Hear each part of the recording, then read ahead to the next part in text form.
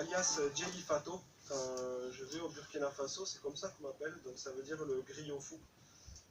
Parce que j'aime beaucoup l'esprit des griots, en fait, qui là-bas ont un rôle vraiment de médiation sociale, avec chacun des griots respectivement a appris à transmettre en fait le principe de la médiation avec l'instrument de musique. Donc moi je vous propose ce soir de découvrir le goni, donc qui est une harpe, traditionnellement jouée par l'ethnie des Donso, qui sont des chasseurs, qu'on va trouver essentiellement au Burkina Faso et aussi au Mali. Voilà. Donc c'est un instrument qui est voisin de la kora, qu'on connaît pour avoir beaucoup plus de cordes déjà, et être joué beaucoup plus en Guinée. Voilà. Même si elle est jouée aussi au Sénégal, au Mali. Voilà, voilà. Donc je vais tâcher de vous faire voyager, autant que je l'ai fait jusqu'à présent, à travers des contes que j'ai écrits, pour la majorité. Voilà. Si à l'issue des contes, vous avez la moindre question sur la culture africaine, n'hésitez pas. On est là aussi pour partager. Comme on aime partager en Afrique aussi. Donc on va essayer d'être dans cet esprit-là. Alors je vais commencer déjà par un premier conte qui ne va pas vraiment vous donner un paysage africain, mais qui va vous donner un peu une morale, je ne vais pas vous faire la leçon, mais en tout cas une morale sur la société aujourd'hui.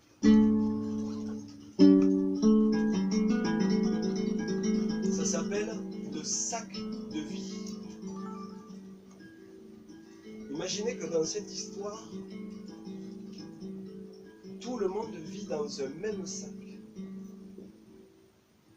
Un sac comme une toile de jute. À chaque fois qu'il y a quelqu'un qui meurt, ou quelqu'un qui naît,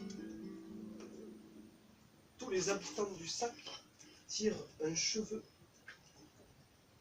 et ils tressent ensemble leurs cheveux pour faire des fils assez costauds pour agrandir ce sac. Voilà. Si jamais il faut amoindrir la surface du sac, voilà, on va sortir les ciseaux. On est à l'automne.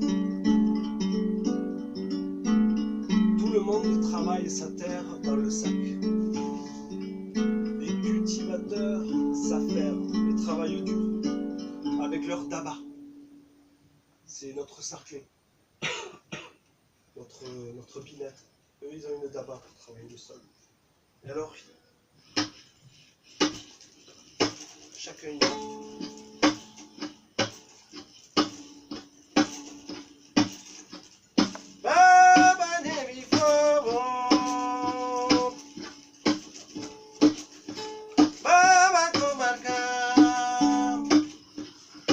En même temps qu'ils s'aiment, après avoir travaillé leur sol, ils font cette chanson pour remercier les anciens d'avoir travaillé autant qu'eux, afin d'avoir les semences qu'ils jettent à leur tour dans le sol. Il faut les remercier, les anciens. Parce que sans eux, on n'aurait pas les semences qu'on a aujourd'hui. Ça, c'est bien vrai. L'organisatrice, tout le monde a semé son champ. L'automne passe, l'hiver avec, et dès le printemps, on voit l'intérieur du sac devenir tout vert. Toutes les céréales ont bien poussé. Vient le moment des récoltes, comme nous, en juillet, fin juin. C'est les moissons, les battages. On met tout le grain dans des greniers. Et l'année d'après, où il faut se remettre à travailler le sol, il y a un des habitants du sac qui dit « Hé, moi je trouve que j'ai pas assez de place chez moi, dans mon sac. Est-ce que vous, les autres habitants, vous seriez d'accord pour que j'ai un peu plus de sac que les autres? Oui, parce que le sac, il est équitablement divisé tous. Alors, les autres habitants du sac, ils se regroupent ensemble, ils discutent, ils disent, bon, on est d'accord. On est d'accord. Alors du coup, c'est le moment où tout le monde va se tirer un cheveu, faire cette ficelle assez solide et agrandir le sac pour cet habitant du sac. Mais en même temps, comme on est en automne, c'est le moment de travailler les champs. Et l'homme pour qui on a agrandi le sac, il se dit, j'ai un peu plus de sac. Pourquoi j'irai pas gratter un peu plus? Alors, il y va, il gratte un peu plus. Quitte à pousser sa chaise, par exemple, il va gratter encore. Et il sème. Et là, l'hiver se passe à nouveau. Le sac devient verdoyant. Une année superbe. Presque aucune graine n'avait pas germé. Tout était vert. Et forcément, arrivent les récoltes. Et là, le grenier de l'homme n'est pas assez grand pour stocker tout son grain. Alors il dit à tout le monde, « Hé, j'ai cultivé un peu plus cette année, moi. Il me faudrait donc plus de place pour stocker mon grain.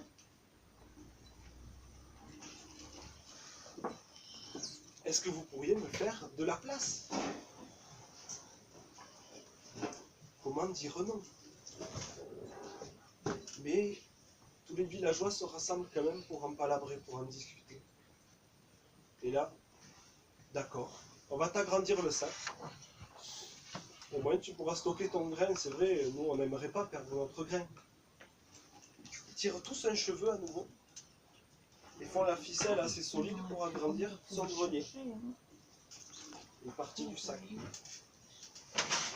Et là, il peut tout stocker. Il est bien content. Mais il se rend compte du coup quand même qu'il a passé une année où il n'avait pas la place qu'on lui avait déjà donnée l'année d'avant. Donc il réclame encore de la place. Est-ce que je pourrais encore avoir de la place pour remettre la chaise à peu près là où je l'avais posée l'an passé? On te l'a accordé une fois, pourquoi on te dirait non cette fois-ci? On va rester dans notre logique, d'accord.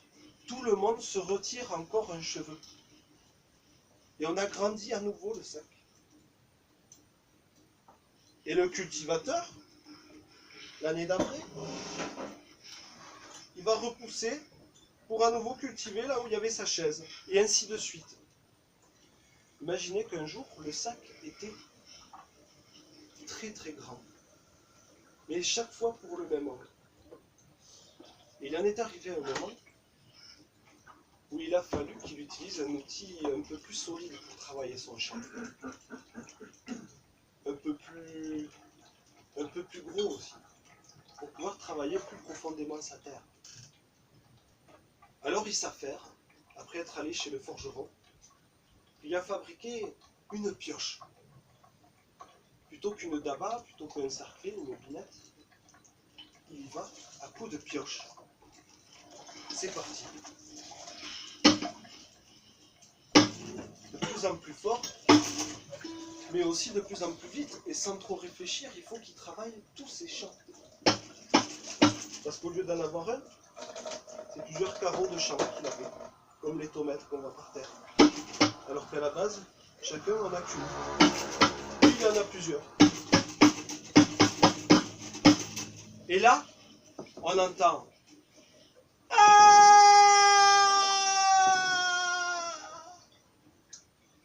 tous les villageois entendent ça et s'approchent du lieu où ils ont entendu. Et en effet, le cultivateur, à force d'en vouloir beaucoup, s'est retrouvé à tomber dans un trou. il a trouvé le sac et placé à travers. Il était temps pour les villageois de sortir le ciseau et de se dire que la leçon dans tout ça, c'est qu'il faut se contenter de ce qu'on a et pas en vouloir toujours plus. Parce qu'il y en a bien assez pour chacun d'entre nous. C'était le premier petit conte.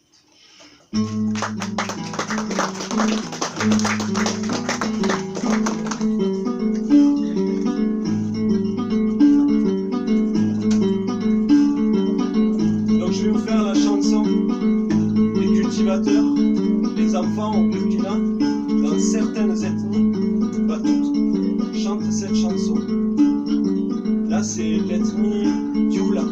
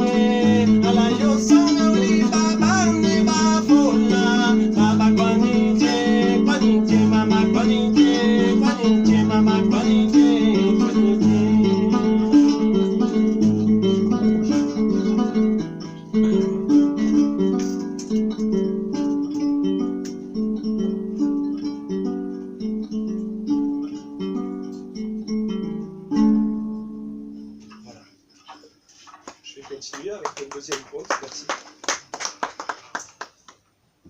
qui s'appelle La forêt. Au milieu des collines rocheuses se cache le village de Fabégoubou. Ce village, il est dans le sud-ouest du Burkina. Il n'y a rien qui pousse là. Il n'y a pas un cultivateur, vraiment pas une seule. On peut y ramasser du bois par-ci par-là pour faire le feu, mais c'est vraiment que du granit. C'est le cidre un peu, parce que c'est du granit en fait. Et le matin, dès que le soleil se lève, c'est toujours la même histoire. On entend Draman qui tape sur son enclume le fer chaud. Draman, c'est le forgeron à Fabédou. Imaginez. Ding ding, ding ding, ding ding, ding ding, ding ding, ding ding, ding ding. Pendant ce temps, il y a son assistant qui actionne les soufflets fabriqués avec des peaux de chèvre. Et là, ce jour-là, il était en train de fabriquer justement une daba pour aller cultiver dans les champs. Et là, du coup, pour le cultivateur d'un village voisin. Et une discussion s'engageait entre eux. Le cultivateur, il dit à Draman, Draman, ça t'inquiète pas de voir qu'il nous reste si peu de bois aujourd'hui? Je suis sûr que si on continue comme ça, on aura bientôt plus de bois, même pour faire le manche de mon outil, pour faire les instruments de musique qui servent à accompagner notre vie, pour faire les masques. Comment on va faire? Et Draman, il lui dit, t'inquiète pas, cultivateur. Pourquoi tu penses qu'il n'y aurait plus de bois? Mais c'est simple. Tu te rappelles, on a le même âge. Il y a une trentaine d'années, même ici, qui a beaucoup de cailloux, il y avait quand même beaucoup plus d'arbres. Hein, c'est pas faux. Mais est-ce que tu penses que nos enfants sont assez bêtes pour ne pas faire ce que nous avons fait quand même jusqu'à aujourd'hui. On a quand même cherché à respecter la nature, non? Tu crois pas? Et là, le cultivateur, il fait... Je crois pas, non. Je crois pas. Pendant qu'ils discutaient, il y avait Fatou, la plus grande fille de Draman. Il a 2 filles. Et elle était cachée derrière une case, une maison. Elle les écoutait discuter. Et pour elle, c'était l'heure de partir à l'école. Et là, elle était assez tourmentée, ce jour-là, d'entendre cette discussion. Parce qu'elle savait que s'il n'y avait plus de bois pour faire tout ce qui se passait déjà, ben, il y aurait aussi peut-être plus assez d'argent pour ceux qui vendent ce bois, qui le sculptent, afin de payer l'éducation des enfants. Et elle-même pouvait être concernée. S'il n'y a plus de bois pour les manches des outils du cultivateur, alors le forgeron n'en a plus besoin de fabriquer l'outil. Et ainsi de suite. Alors Fatou appelle sa sœur. Awa, viens, on va à l'école. J'arrive. Elles partent toutes les deux. Et comme tous les matins, elles font 7 km à pied. Et là-bas, ça use pas les souliers. Ça use les pieds. Très souvent. Alors, on va pas non plus dire qu'en Afrique, on vit tout le temps pieds nus et mal vêtus. Voilà, je croise quand même beaucoup de choses qui montrent le luxe d'une certaine vie. Et dans les villages, on marche plus rapidement. Et là, Fatou et Awa, donc, on apprend une histoire, elles partent à l'école. Et au début, il faut qu'elles traversent du coup toutes les collines rocheuses avant de pouvoir aller dans la vallée en contrebas qui, elle, est beaucoup plus humide. Mais elles font très vite, parce qu'elles connaissent bien le chemin. Et arrivent à la dernière colline rocheuse, là, elles voient une belle forêt verdoyante. Elles savent qu'il y a plein de fruits délicieux à ramasser pour le petit déjeuner. Et elles se disent, oh, tu as vu comme c'est beau. Ah oui, c'est beau. Puis alors, tous ces beaux fruits bien juteux à manger, dit Awa.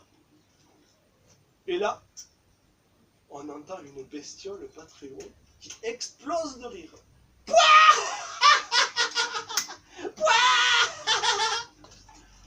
Mais, Suricate, pourquoi tu rigoles comme ça? Vous me faites bien rire. Dès que vous voyez une forêt, vous êtes là, oh, on a de quoi manger. Hein. Si nous les suricates, on était comme vous, à manger tous les fruits, on serait encore plus gros que des hippopotames. Mais nous, avec un criquet, on tient 3 mois. En réalité, c'est 1 mois, mais on va dire 3. Alors, qu'est-ce que vous trouvez à répondre à ça? Là, Fatou, elle n'a pas du tout envie de rigoler. Elle repense à la discussion déjà du bois qu'on ramasse à outrance. Et là, on l'accuse de ramasser trop de fruits. Elle veut prendre un caillou et lui jeter dessus. Mais lui, le suricate, il est déjà parti. Alors elle le jette quand même en criant un grand coup. Awa ne comprend pas. Pourquoi tu t'énerves comme ça, Fatou? Pourquoi? C'est pas grave. Allez, viens, on va continuer le chemin. Descendons la colline, allons dans la forêt. J'ai quand même faim. Alors elles descendent. Elles arrivent dans cette forêt qui est luxuriante, pleine de fruits.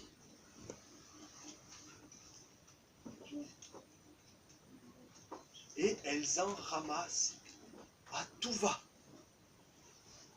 Awa, la première, hein, elle est tellement gourmande, celle-là.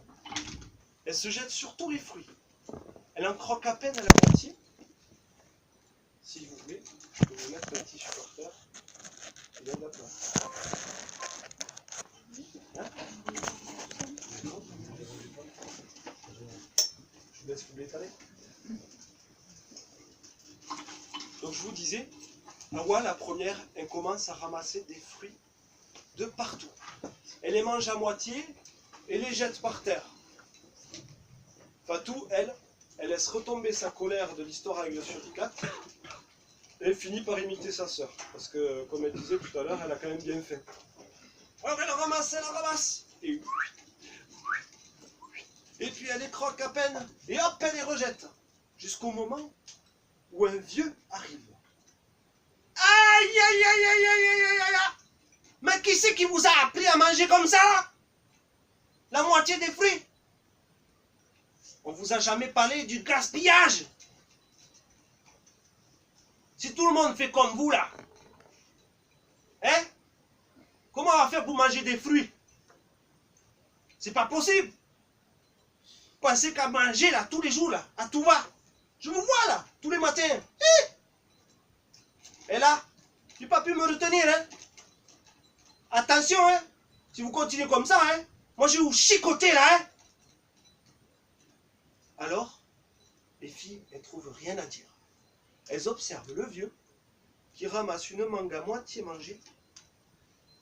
Il fait un trou avec un bout de bois, prend une bouse d'éléphant qui traînait par là, met la mangue, rebouche le trou et dit: au lieu de manger à moitié tous les fruits là, pensez à replanter des arbres aussi là, hein? Vous avez vu tout ce qu'on prend? Et là, Fatou repense encore à la discussion du matin entre son père, le forgeron, et le cultivateur, qui disait qu'il allait manquer de bois à l'avenir. Et ils continuent quand même leur chemin. Jusqu'au moment où... Qui c'est qui me dérange? Mais pourquoi tu t'énerves comme ça, serpent? Pourquoi tu dors sur le chemin en plus? Pourquoi je dors sur le chemin? Je n'ai plus le choix aujourd'hui. Avant, on avait assez de branches sur les arbres pour pouvoir dormir tranquillement et en sécurité. On coupait tellement de bois qu'on se dispute les places maintenant entre serpents. Vous comprenez quand je vous dis ça? Vous, les êtres humains, vous ramassez tout, vous ne pensez même plus à nous. Alors, Fatou, encore en colère, dit: allez, Awa, on continue notre chemin. Bon, d'accord, d'accord, on y va. C'est vrai, on va être en retard à l'école. Et ils continuent leur chemin, encore et encore. Et là,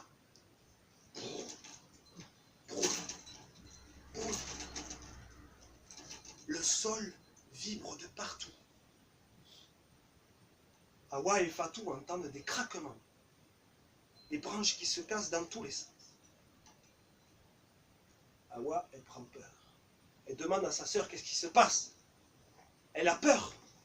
Fatou lui dit: viens, on va voir. Elles y vont, et qu'est-ce qu'elles voient?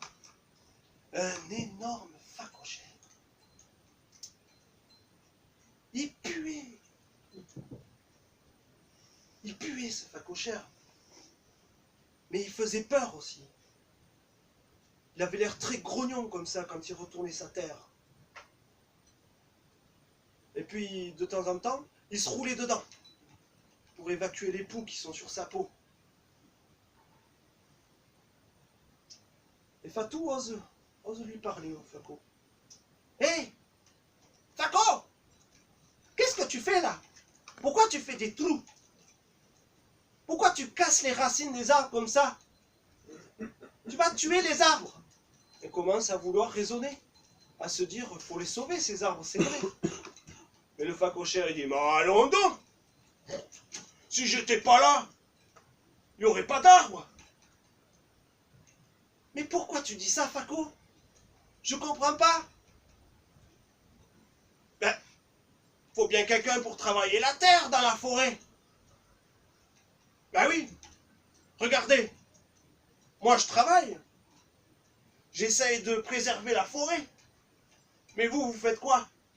Vous passez pour aller à l'école en mangeant tous les fruits. Et pendant ce temps, les mamans, elles viennent chercher tout le bois. Et jamais je vois quelqu'un planter un arbre. Même pas vos pères.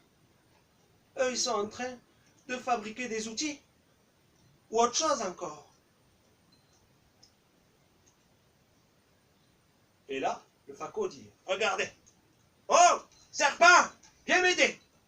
Là, le serpent, il grimpe en haut d'un arbre. Il secoue les branches. Certaines graines tombent. Et Et là, le faco, il continue à faire des trous, à pousser les graines, et il rebouche les trous par derrière. Et vous voyez, nous c'est comme ça qu'on préserve la nature. Vous devriez en prendre de la graine. Et là, Fatou finit par expliquer la discussion qu'il y avait le matin. Et oui, parce que sa sœur, depuis le matin, elle n'est pas au courant de la discussion qui l'avait tourmentée. Elle se disait que peut-être à l'avenir, elle ne pourrait plus aller à l'école si elle n'avait pas assez de bois et du coup d'argent pour payer l'éducation. Et Awa lui dit, ah, mais c'est pour ça que tu es énervé comme ça depuis ce matin, Fatou. À cause de cette discussion. Et en plus de ça, on croise le suricate qui en rajoute, le premier. Après le vieux, le serpent, et enfin le facochère. Mais alors, qu'est-ce qu'il faudrait faire, Fatou? Et Fatou lui dit, il faudrait qu'on en parle à tous nos amis de l'école déjà. Pour qu'ensemble, chaque fois qu'on va à l'école, on prenne au moins une calebasse d'eau pour arroser les graines du facochère et du serpent. Et planter à notre tour aussi les fruits qu'on mangerait en entier. Et Awa dit, c'est une excellente idée. Au moins on préservera la forêt. Et en plus d'avoir tous nos outils, nos instruments, nos masques, pour ne donner que ces exemples, eh bien les animaux pourront se nourrir et s'abriter eux aussi. Alors, depuis ce jour, la forêt redevint luxuriante, plus que jamais. Et même à Fabédougou, les enfants se mirent à planter petit à petit un arbre par-ci, un arbre par-là. Voilà, c'était l'histoire de la forêt.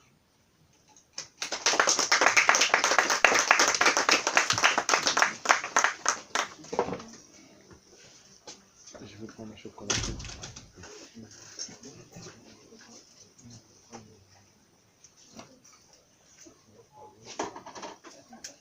Bonjour.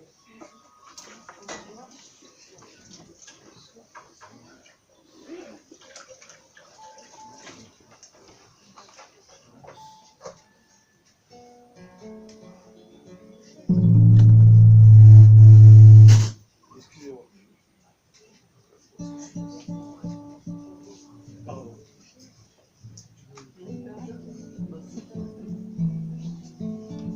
Je vais continuer avec une autre histoire après cette chanson. Donc là, c'est une chanson qui s'appelle Sin te conoce. Ça veut dire l'oiseau n'a pas de sein. Donc imaginez que les chansons qu'on chante avec cet instrument, ce sont des fables qui parlent souvent des animaux en relation entre eux, comme les fables de La Fontaine, qui nous proposent aussi des morales. Donc là, dans cette chanson, je vous ai interprété la dernière fois qu'on s'est vu. Ça dit, l'oiseau n'a pas de sein, mais son enfant vit. Tous les mammifères, les autres animaux voisins, disent du mal de lui, parce qu'il est différent. Il n'a pas de sein. C'est pas normal. Sauf que le roi des animaux a dit, regardez, l'oiseau il est là-bas, posé sur l'arbre sacré. Et comme il arrive à faire vivre son enfant, il mérite autant de respect que les autres animaux. Pour ainsi dire, tous les animaux doivent se respecter, même s'ils sont différents.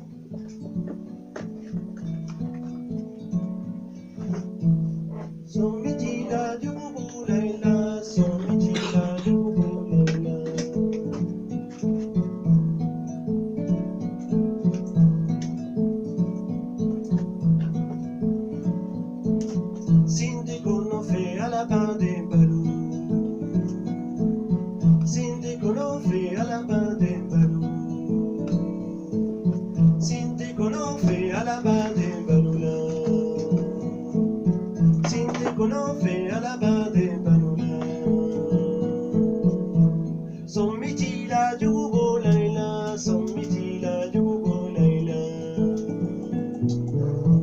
Son miti la du go laila, son miti la du go laila.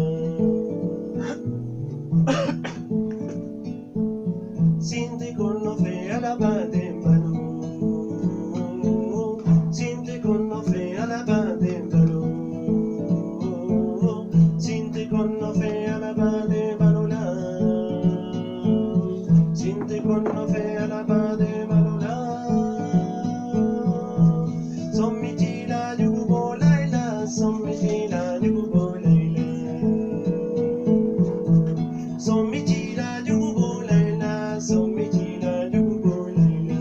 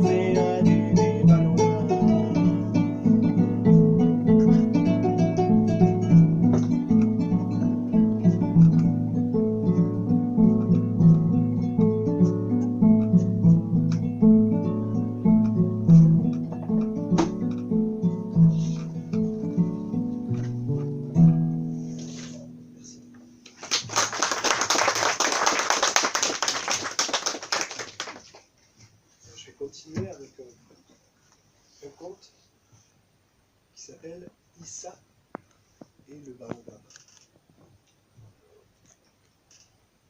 Dans le village du petit Issa, il y a un baobab. On sait tous ce que c'est un baobab? Eh bien, non. Un baobab, ouais, si. Il y a un baobab pas comme les autres.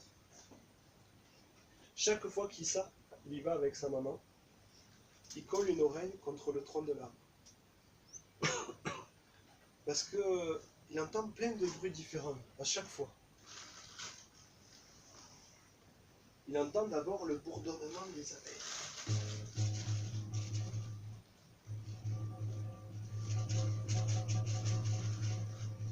Mais il entend aussi les mêmes bruits que chez le voisin qui est fabricant de meubles. On entend la rame, la scie et le marteau.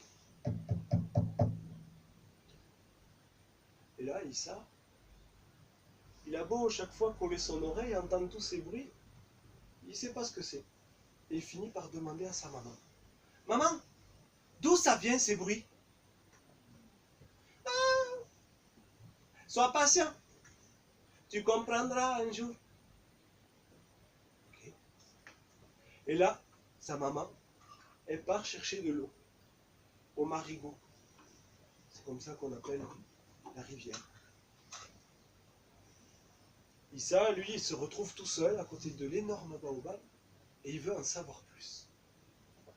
Alors, il commence à grimper.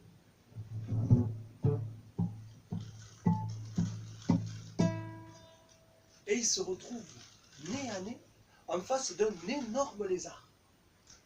Là-bas, ces gros lézards, on les appelle les margouillas.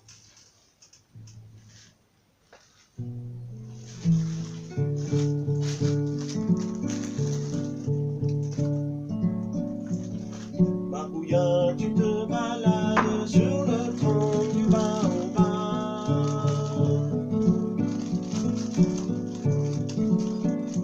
Margouilla, tu n'as pas peur, c'est toi le meilleur grimpeur.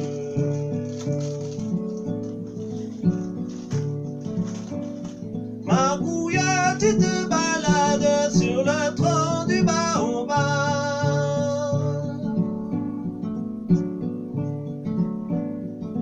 Margouilla, tu n'as pas peur, c'est toi le meilleur grimpeur. Et le margouilla finit par parler à Issa. Issa, je serai toi. Je ne monterai pas plus. Tu risques de tomber et de te faire mal. Et le petit Issa, il dit, même s'il est comme ça, ne t'inquiète pas. Je suis bien assez grand. Je sais ce que je peux faire et ce que je peux pas faire. Mais merci en tout cas, Margouilla. Je t'aurais prévenu, Issa. Alors, qu'est-ce qu'il fait? Il en fait qu'à sa tête, il continue.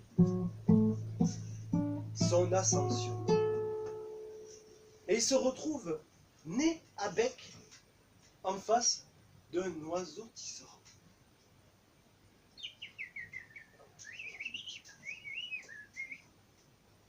Bonjour Issa, tu n'as pas croisé mon ami le margouilla? Si, si. Et alors?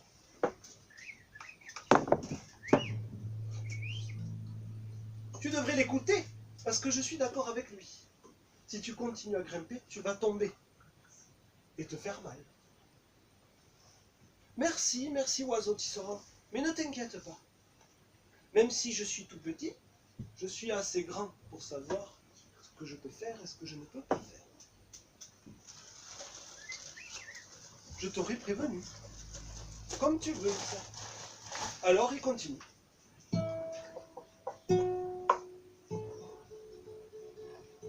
Et arrivé presque au sommet du tronc, le vent se lève.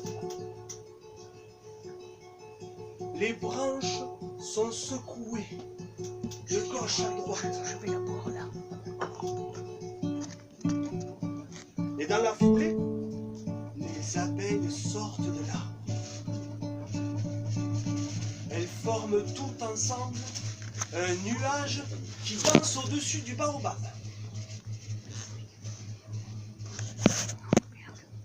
Issa entend des sons étranges sortir de là. La scie, le marteau et la râpe, comme chez le voisin qui fabrique les meubles. Et là, il tremble de partout et boum, il tombe de là. Heureusement, un énorme tas de coton à peine récolté accueille sa chute. Il ne se fait aucune égratignure. Il est encore tout tremblant de peur et il file à toute vitesse tout raconter à sa mère. Maman! Maman! J'étais tout seul quand t'es parti chercher de l'eau là et puis alors j'ai voulu, mais je sais ce qui t'est arrivé. Et ça, tu as voulu grimper? Oui maman. Et tu as croisé le marbouillat? Oui, maman. Pourquoi tu l'as croisé, toi aussi? Mais nous le croisons tous, le marbouillat. À ton âge, d'ailleurs. Nous le croisons tous. Car nous avons tous envie de grimper sur cet arbre à ton âge. Dans notre village, ça se passe comme ça. Mais... Et quand tu l'as croisé, il t'a prévenu de quelque chose? Mais oui. Et même l'oiseau tisserand, ça m'a prévenu. Ah bon? T'as vu l'oiseau aussi? Oui. Oui, oui, j'ai vu l'oiseau aussi. Ah oui. Et les abeilles qui volaient au-dessus, elles t'ont piqué? Non, Issa. Les abeilles, elles ne piquent personne. Pourquoi tu veux qu'elles piquent? Et l'arbre? C'était le même? Il a quel âge, l'arbre? Il est vieux? Mais Issa, l'arbre, il a plus de lune et de soleil que nos ancêtres ont vu passer. Alors il est vieux. Et là, la nuit arrive.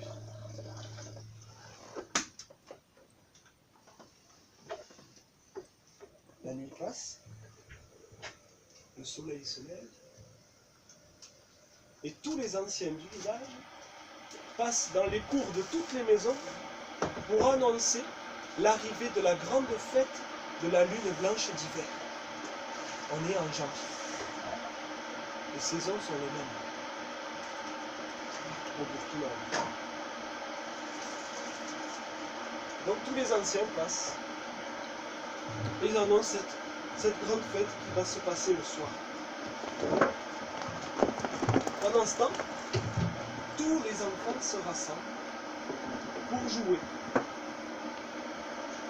à des jeux de main. Puturingale, puturingale, yamatati puturingale, putu. Wensingele, yamatati wensingele, what's Il y en a un qui montre l'exemple et les autres ils doivent arriver à faire pareil. Et celui qui se trompe, il est éliminé jusqu'à celui qui a gagné, il se retrouve le dernier. Et ça peut aller très très vite. Puturingale, yamatati puturingale, putu. Wachikile, yamatati wachikile, what's Oh, c'est vraiment très très dur des fois. Parce que ça, c'est que 2 phrases. Mais après, il y en a qui sont très difficiles. Et là, pendant ce temps, toutes les mamans, elles préparent de quoi manger pour la fête de la lune blanche d'hiver. Qui se passe le soir. L'après-midi, après avoir joué, les enfants, ils doivent se fabriquer un costume. Issa, lui, il décide de se tailler dans un bout de bois un masque pour imiter l'oiseau tisserand qu'il a vu la veille. Et pendant ce temps, les hommes se rassemblent au pied de l'arbre en attendant que la lune arrive et ils chantent ça.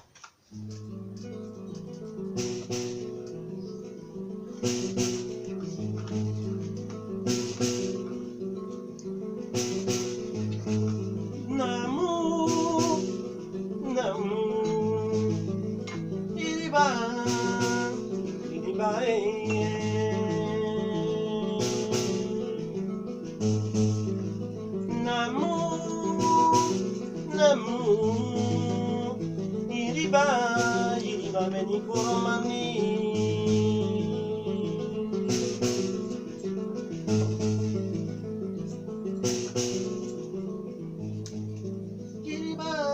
Iriba, beni koromani. Iriba, beni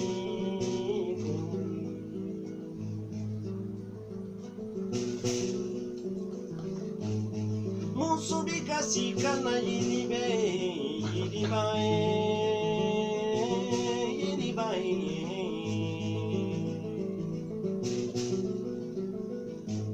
Jeubika sikana iribe, iriba,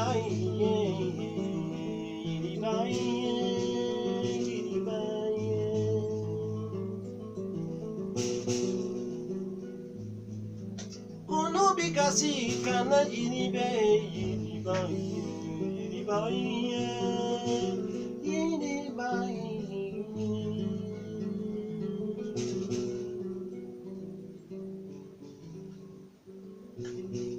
Et la nuit arrive.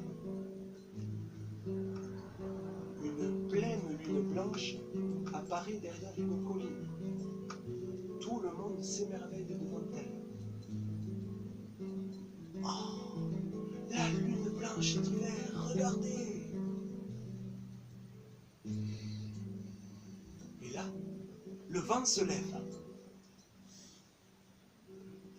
Comme la veille, Issa voit l'énorme baobab sous lequel tout le monde s'est placé, en train de tanguer de gauche à droite à nouveau.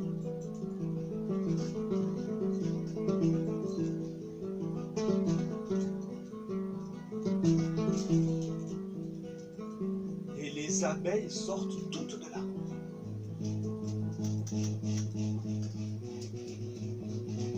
Elles se mettent à danser au-dessus des villageois. Tout le monde a la tête en l'air comme ça. Sauf Issa. Issa, lui, il a envie de voir ça de plus haut. Alors il imite l'oiseau qui se rend et grimpe sur le tronc du baobab.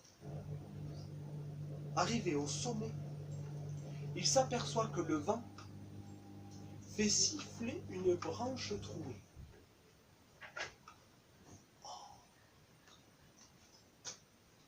Après avoir vu ça, il décide de redescendre pour faire la fête avec sa famille et ses amis.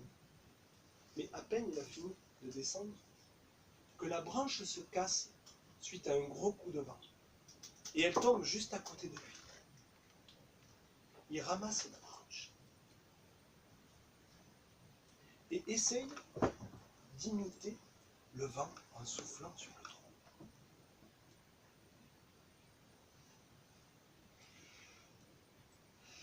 Tout le monde le regarde. Personne ne comprend ce qu'il essaie de faire. On n'a jamais vu quelqu'un souffler sur la branche de l'arbre. Qu'est-ce qu'il fait? Même sa maman lui demande: mais qu'est-ce que tu fais, Issa? Mais j'essaie d'imiter le vent. J'essaie d'imiter le vent et de faire danser les abeilles. Je pense que ça peut marcher. Mais comment ça? Je suis sûr que si je souffle, je peux sortir un son de cette branche. Non. Mais on ne peut pas imiter le vent. Nous sommes des êtres humains. Comment tu veux qu'on imite le vent? On n'a peut-être pas la possibilité d'imiter le vent, mais en tout cas, on est tous les enfants du baobab. Alors peut-être qu'on peut faire parler le baobab. Pourquoi pas, Issa? Fais ce que tu veux. Après ça, Issa, il continue. Et il souffle jusqu'au moment où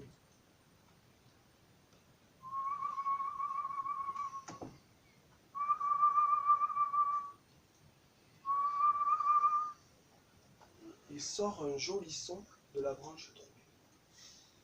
Et à ce moment-là, tous les villageois le regardent. Issa arrive à faire parler le baobab, comme le vent. Les abeilles l'entendent et se mettent toutes à danser au-dessus de lui.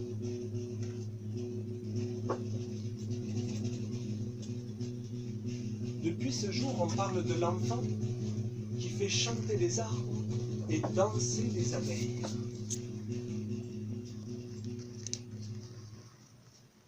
C'était l'histoire de Issa et du baobab.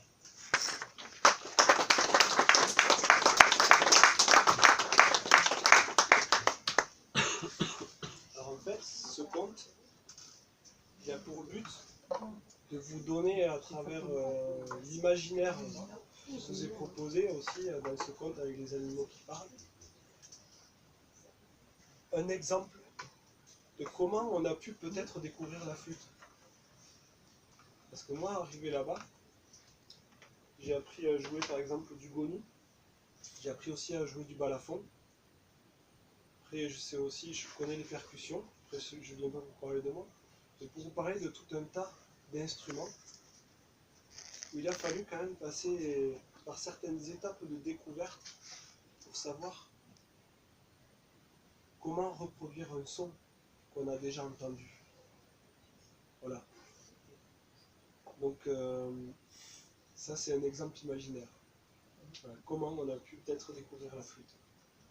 On peut tous se faire des hypothèses sur la découverte de plein d'autres instruments. Et il faut avoir un peu cette démarche de se dire qu'on a regardé la nature pour savoir comment la faire parler avant tout. Voilà.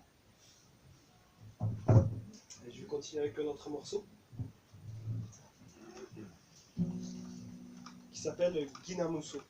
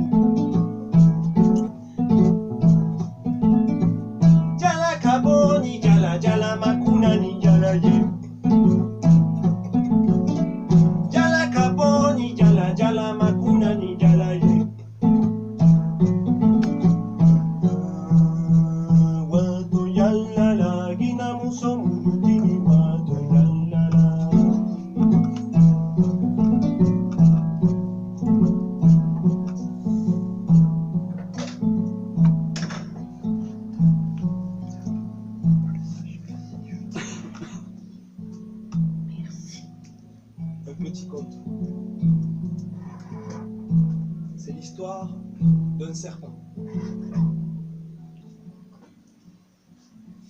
Je vais mettre juste un petit peu de sucre. Il ondulait sur le sable. Il avait chaud ce matin-là. Il était en train de digérer un énorme lézard qu'il avait pu avaler le matin. Il n'avait pas faim. Oh là là, qu'il fait chaud! Il fait chaud, il faisait un soleil. Malgré qu'on était en hiver, il faisait quand même 35 degrés. Et il se promenait dans la brousse, au milieu des broussailles. La brousse, c'est la campagne. On va dire ça comme ça.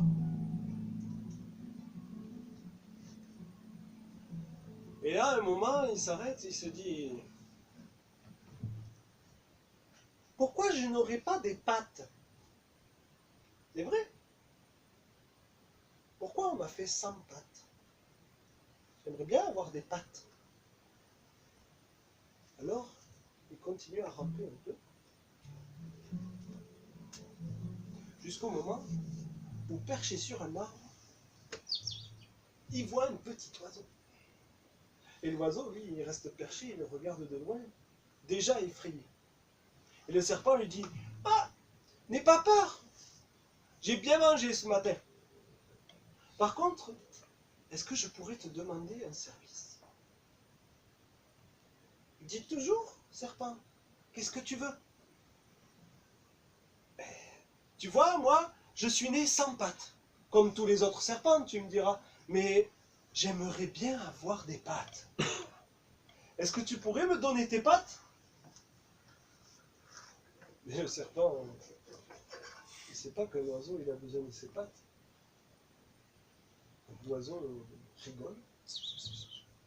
Mais je peux pas! Je peux pas! Si je te donne mes pattes, comment je fais, moi, pour décoller ou atterrir? Je vais me casser le bec. Et après, je pourrai plus manger. J'ai besoin de mes pattes. Même pour m'accrocher aux branches. Bon, d'accord, oiseau. Je vois que tu veux pas m'aider.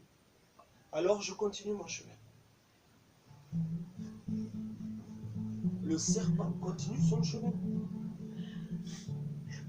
Jusqu'au moment où il aperçoit le nez d'une souris qui sort à peine d'un trou. Et hop, elle s'enfuit. Elle a entendu le serpent arriver. Hé, souris, ne t'inquiète pas, j'ai bien mangé ce matin. J'ai mangé un petit margouillat, mais je suis encore en train de le digérer, ne t'inquiète pas. Et la souris, elle reste au fond de son trou. Oh, d'accord, mais qu'est-ce que tu veux? Est-ce que tu pourrais me rendre un service? La souris, moi, rendre un service au serpent? Qu'est-ce que tu veux? Dis toujours. Le serpent lui dit: j'aimerais bien avoir des pattes. Tu comprends, je suis né sans pattes. Et tu me diras comme tous les autres serpents, mais j'aimerais bien avoir des pattes. Ça doit être rigolo de pouvoir faire de l'escalade sur les rochers avec des pattes. Alors que moi, je suis obligé, hop, d'essayer de sauter de caillou en caillou pour atteindre les hauteurs. Et là, la souris lui dit: moi, je peux pas t'aider. Si je te donne mes pattes, comment je vais faire, moi, pour faire des trous? Comment je vais faire pour cueillir toutes les petites graines, là, et les mettre dans ma réserve, au fond de mon trou? Moi, j'ai besoin de mes pattes, serpent. Alors passe ton chemin et bon courage. Ouais. Merci. Merci, mais bon, tu as beau me dire bon courage, tout ça, tu veux pas m'aider. Alors le serpent continue son chemin. Et il tombe en face de 1000 pattes. Quelle chance! 1000 pattes. Et là, 1000 pattes, il s'enroule sur lui.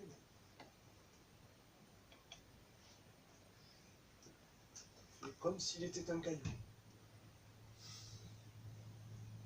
Le serpent, lui, il a vu depuis un bail, depuis un bon moment. Il dit, hé, mille pattes, je sais que t'es là, là. Hein. Tu peux te dérouler. Ne t'inquiète pas, j'ai bien mangé ce matin. Un bon lézard. D'accord, d'accord. Alors il se déroule. Il dit, alors, qu'est-ce que tu racontes, serpent? Ben, je raconte que j'ai croisé des amis à toi qui n'ont pas voulu m'aider. Ah bon? Ils n'ont pas voulu t'aider? Et pourquoi? Mais parce que je leur ai demandé des pâtes. Ah, t'as demandé des pâtes. Et alors, tu vas m'en demander à moi? Et le serpent, il dit, mais attends, t'as 1000 pattes. Tu peux bien m'en donner... Ah, t'as vu ma longueur, je peux en avoir 6 ou 8, ou ça serait pas mal. Et là, le mille pattes, il dit, mais comment tu veux que je fasse? Il me faut des pattes de secours. Si je casse une patte, heureusement que je suis à 1000 pattes. Parce que j'ai toutes mes pattes de secours, moi. Hier, j'ai croisé un 1000 pattes, il lui manquait 3 pattes de secours. Il avait déjà bien du mal à se déplacer. Hein. Désolé. C'est vrai qu'on a 1000 pattes, mais on ne peut pas t'aider. On a besoin de tout ça, nous. C'est pas pour rien qu'on est né avec. Donc demande-toi peut-être pourquoi tu es né sans pattes. Ouais. D'accord. Merci. C'est gentil, 1000 pattes, de me donner des conseils.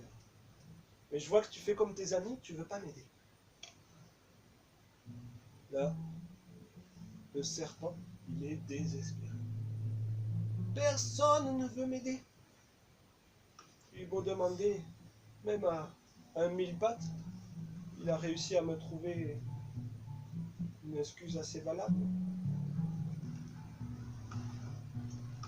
Il se met à l'abri d'un buisson. Et le long d'une de ses branches, on voit une chenille. Oh, ben la chenille, elle n'avait pas peur du serpent. Parce que le serpent, ça ne mange pas les chenilles. Alors elle s'en fait pas. Elle finit quand même par regarder le serpent et lui dit, bonjour, ça va serpent? Le serpent, naturellement, il lui dit, non, ça va pas trop. Enfin, j'ai bien mangé ce matin. Un bon petit marmouillard. Mais depuis ce matin, j'essaie de trouver des amis et j'en trouve pas. Ah bon? Et pourquoi? Parce que je demande à tous ceux que je croise de me donner quelques pattes. Parce que moi, je suis naissant, comme tu vois, et tu me diras, c'est normal, vous les serpents. Mais j'aimerais bien avoir des pattes. Et là, je me dis, ah, je comprends. Et moi, tu vois, j'ai des pattes. Mais si tu veux, serpent, sois patient. Je vais aller au sommet de cette branche et je vais finir par te passer mes 6 pattes. Car là, tu vois, je vais finir par devenir une pub. Là, la chenille commence à se prendre et elle enlève ses 3 paires de pattes et les donne au serpent. Le serpent est super content. Quelqu'un a bien voulu lui donner des pattes pour qu'il puisse marcher à son tour. Oh, regardez! Je suis un beau serpent avec des pattes! Et je suis le seul, l'unique en plus! Après ça, la belle chenille, qui devient une chrysalide, finit par devenir un merveilleux papillon. C'était l'histoire du serpent qui voulait des pattes.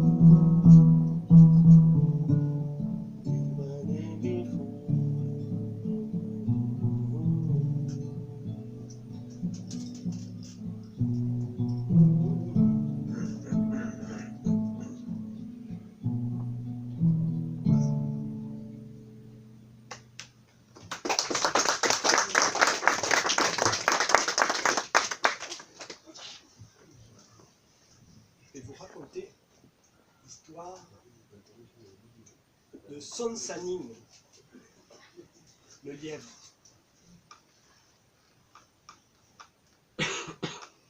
Son Sannim, le lièvre, s'était fabriqué un magnifique balafon, un xylophone, un balafon on appelle ça.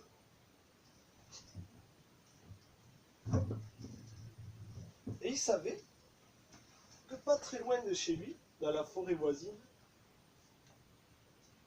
il y avait des bonnes pintades à manger. Encore fallait-il trouver le moyen de les attraper. Alors Son Sannim sort de chez lui au petit matin, installe son balafon, installe juste à côté une demi-calebasse avec de l'eau et un petit balai, ainsi qu'une cage, au cas où il arrive à attraper des pintades. Et il se met à jouer.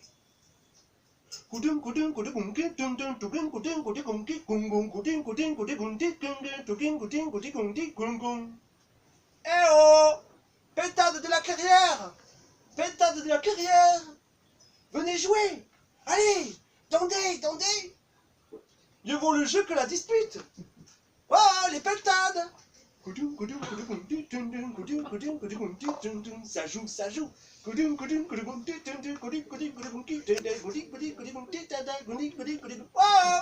Pintade de la clairière! Venez jouer! Allez, tentez, tentez, venez jouer avec moi là! Eh, venez danser un peu là! Mieux vaut le jeu que la dispute! Et là,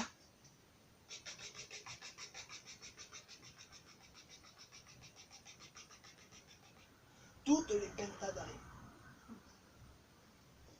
Hop. Son Sanine s'empresse de prendre le balai qu'il avait, le met dans le récipient d'eau et asperge toutes les pentades. Elles sont toutes affolées. La plupart d'entre elles se réfugient même dans la cage. Par chance, son Sanine attrape des pentades et ferme sa cage. Cage à bandoulière, il rentre à la maison et offre toutes les pentades à sa femme, qui dans la foulée les saigne les unes après les autres, les fait cuire, et un bon repas se partage en famille, même avec certains voisins. Là, dès le lendemain matin, son Sanine se dit « Oh, j'irai bien chasser la pentade après. » Alors, il reprend son beau balafon. Un magnifique balafon. Il le pose, à nouveau avec le récipient et le petit balai, et la cage, porte grande ouverte. Il rejoue. Wow,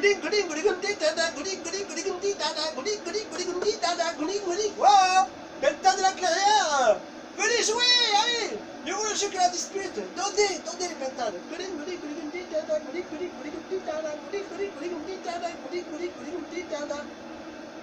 Et là, ça s'agite dans les gars.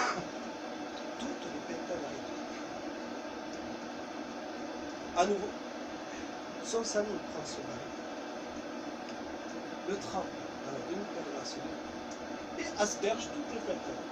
Comme la veille, la plupart se réfugient dans la cage. Il ferme la cage et rentre à nouveau à la maison. Une deuxième fois, sa femme les prépare. Et avant de les cuire, la femme de Surukuba, Madame Yen, était là. Et Madame Sansanine lui dit « Tiens, mon mari, ça fait 2 jours qu'il arrive à attraper des pentades.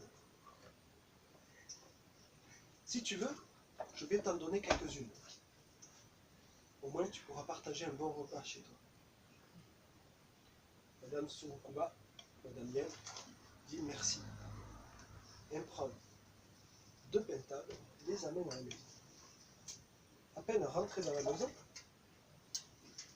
Monsieur Surukuba dit « Mais d'où ça vient ça ?» Et sa dame lui répond « Surukuba, tu n'es qu'un bon à rien. » Son Sanine le lièvre, lui, tous les jours, il joue du balafon. Il s'est fabriqué un magnifique balafon. Et il joue. Et en jouant, il appelle les pentades qui accourent toutes.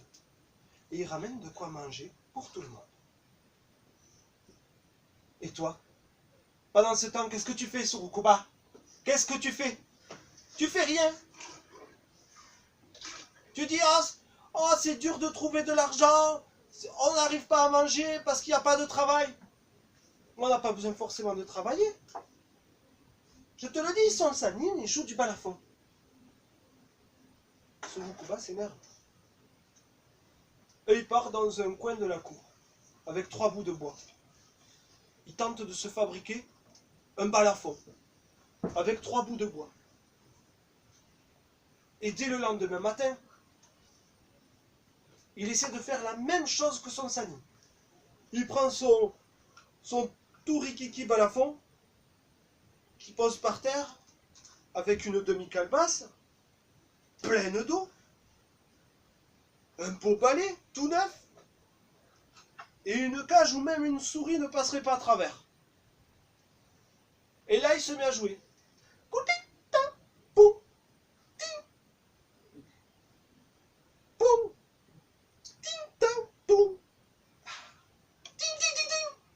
Hé, Pentade de la Clairière! Oh!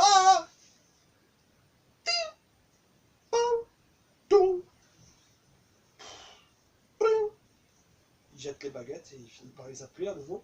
Oh! Venez jouer les pintades. Mieux vaut le jeu que la dispute. Allez. Et là, les pintades accourent.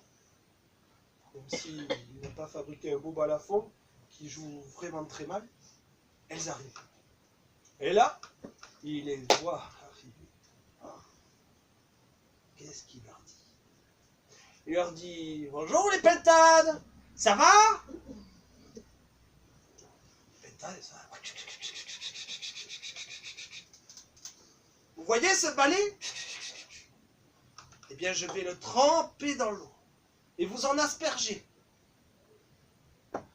Et dès que je vous en aspergerai, eh bien, certaines d'entre vous iront dans ma cage. Là, je pourrai la fermer et mettre ma cage en bandoulière. Et enfin, on fera un bon festin avec toute la famille. Ça fait longtemps qu'on n'a pas mangé en plus chez moi. J'ai du mal à trouver du travail et de l'argent. Alors, il le fait. Il prend le balai, il asperge toutes les pintades, tout ce qu'il peut, il asperge. Et là, comme elles ont compris qu'il était bien filou, elles se sont toutes enfuies. Et Surukuba se retrouve tout penaud, sans rien à ramener à la maison. C'était l'histoire de son Samy le lièvre et son balafon.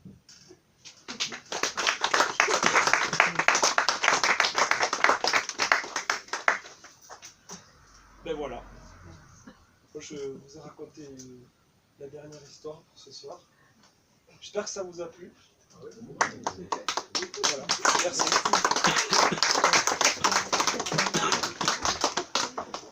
Je vais faire un peu de musique quand même pour finir. Si vous voulez. Bien sûr. La visite jusqu'à... Ça a commencé à 20h. 20h30.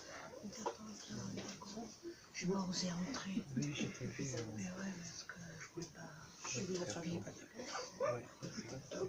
Et tu vois, je me suis trouvée une bonne place. Ouais, finalement, derrière le bar, ça roulait bien. Hein.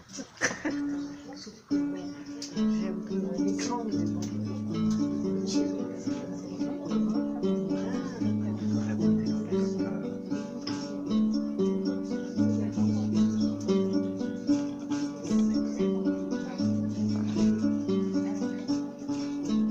Masa kuteba, masa o.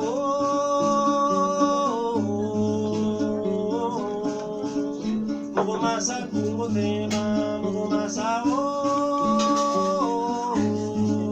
Inasa kongo, idute onyalo, inasa soa, idute onyalo, warabidua, idute onyalo, surukubidua.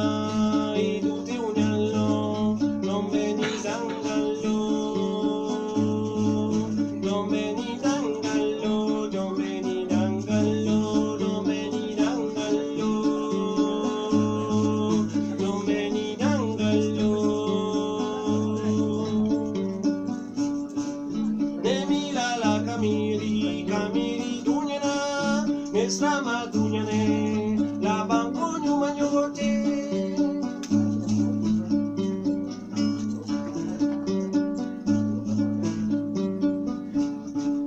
Mungu masa kumuteba Mungu masa o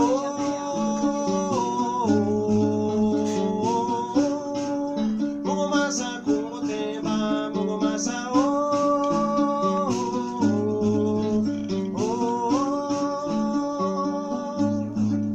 Inasa kongo idute onyalo Inasa soa idute onyalo Warabidua idute onyalo Surukubidua idute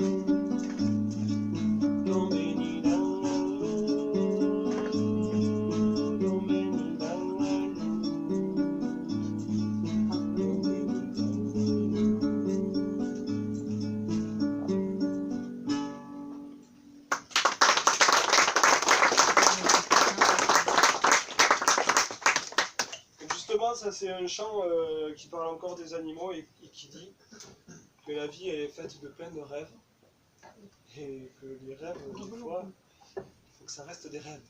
Il ne faut pas s'imaginer que la réalité elle arrive toute seule. Voilà. Il y a des choses à faire. Et donc, autant le lion arrive à trouver de quoi manger certains jours, autant la hyène va en attendre 10 fois plus. Merci.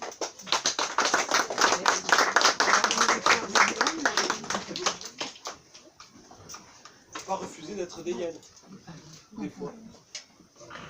Du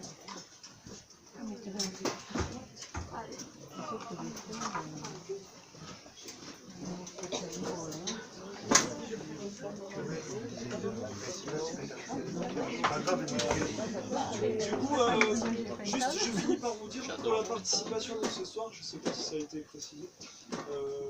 On fait au chapeau, hein, que je fasse pas plein de bêtises. Si vous voulez mettre quelques pièces, je vous invite à les mettre dans le goal. Parce que j'ai pas de chapeau. Bien sûr.